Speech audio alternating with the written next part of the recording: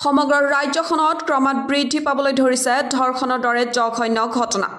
ডিঙৰ জঘন্য কাণ্ডৰ ঘটনা প্ৰতিক্ৰিয়াৰ মাৰ নৌজাওঁতেই পুনৰ তেনে এক জঘন্য ঘটনা সংঘটিত হৈছে।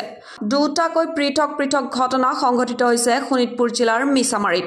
মিছামাৰী বাঁহবেৰা ওৰাং বস্তিৰ 4 বছৰীয়া কন্যা শিশুক চকলেট দিয়াৰ প্ৰলোভন দি এজন যুৱকে ধৰ্ষণৰ অপচেষ্টা চলাইছিল। লম্পট চৰিত্ৰৰ যুৱকজন হ'ল বাঁহবেৰা ওৰাং বস্তিৰ গাঁৱৰ আজিজুল হক। ঘটনাৰ সন্দৰ্ভত ভুক্তভোগী পৰিয়ালটোৱে মিছামাৰী আৰক্ষী থানাত এখন এজাহাৰ দাখিল কৰাত আৰক্ষীয়ে অভিযুক্ত আজিজুল হকক আটক কৰি জেল হাজতলৈ প্ৰেৰণ কৰে। ঘৃণনীয় ঘটনাৰ সৈতে জড়িত অভিযুক্তজনক শাস্তি প্ৰদান কৰিবলৈ স্থানীয় ৰাইজে জিলা প্ৰশাসনক দাবী জনাইছে।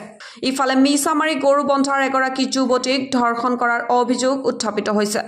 উদালগুৰিৰ ৰৌতা আৰক্ষী থানাৰ অন্তৰ্গত ধনচিৰিৰ চহৰ আলীয়ে বিয়াৰ প্ৰলোভন দি এগৰাকী যুৱতীক ধৰ্ষণ কৰাৰ অভিযোগ উঠিছে। ধৰ্ষণৰ অভিযোগত মিছামাৰী আৰক্ষীয়ে চহৰ আলীক গ্ৰেপ্তাৰ কৰি জেল হাজতলৈ প্ৰেৰণ কৰে। 5 নম্বৰ ওৰাং বস্তি গাঁৱত 4 বছৰীয়া এজন ছোৱালীক চকলেট দিম বুলি কৈ ল'ৰা এজনে নি ফচলাই নি কুকৰ্ম কৰিছে আৰু কুকৰ্ম কৰাৰ পিছত তাৰ মায়েকে গম পালে পোৱালীজনী আৰু কান্দি কান্দি আহি কৈছে। তো পোৱালীজনে গম পোৱাৰ পিছত দেউতাকক ঘৰত নাথাকাৰ কাৰণে মানে এজাহাৰ দিব পৰা নাই, দেৰি হ'ল অলপ। তাৰপিছত এজাহাৰ দিছে আৰু পুলিচে এতিয়া শুনামতে শুনিছোঁ যে ল'ৰাটোক এৰেষ্ট কৰিছে। কি নাম ল'ৰাটোৰ? ল'ৰাটোৰ নাম হ'ল আইজুল হক। তো আমি পুলিচ প্ৰশাসন আৰু আসাম চৰকাৰক এইটো দাবী জনাওঁ যি অপৰাধীক উচিত শাস্তি দিব লাগে আৰু এই পোৱালীজনী যাতে সৰু নাবালিকাজনী যাতে ন্যায় পায়। আজি মিছামাৰী অঞ্চলত দুটাকৈ ঘটনা ঘটিছে যি নিন্দনীয় আৰু আমি মৰ্মাহত।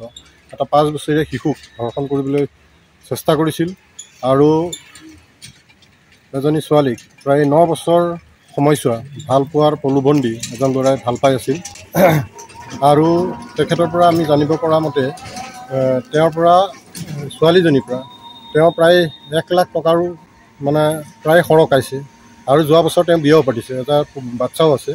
তাৰমানে এইবিলাক এটা ৰেকেট টাইপ হৈছে যে ভাল পোৱা প্ৰস্তাৱ দি প্ৰেম কৰিব আৰু পইচাও সৰকাব, তেওঁলোকে নিজৰ বিবাহো কৰিব আৰু সুখেৰেও ঘৰত থাকিব আৰু এজনী ছোৱালী অন্তৰ ভাঙিব। তো আমি চৰকাৰক অনুৰোধ জনাম যে এনে যিবিলাক দোষী আছে তেওঁলোকক কঠোৰৰ পৰা কঠোৰ শাস্তি দিয়ক। আৰু ধন্যবাদ জনাম মিছামাৰী আৰক্ষী থানাক, 2জনকেই কাৰেক্ট কৰিবলৈ সক্ষম হৈছে আৰু তেওঁলোকক আজি আমি জনামতে জেল হাজতলৈ প্ৰেৰণ কৰিছে। কিন্তু চৰকাৰলৈ অনুৰোধ যাতে তেওঁলোকক কঠোৰ শাস্তি দিয়ে, যাতে এই শাস্তিয়ে এক সকলোৰে বাবে মেমৰি হৈ থাকক, যাতে দ্বিতীয়জন লোকে এনেকুৱা ধৰণৰ কোনো ধৰণৰ বেয়া কাম কৰিব নোৱাৰে বা নিবিচাৰে। News desk, news wide Assam.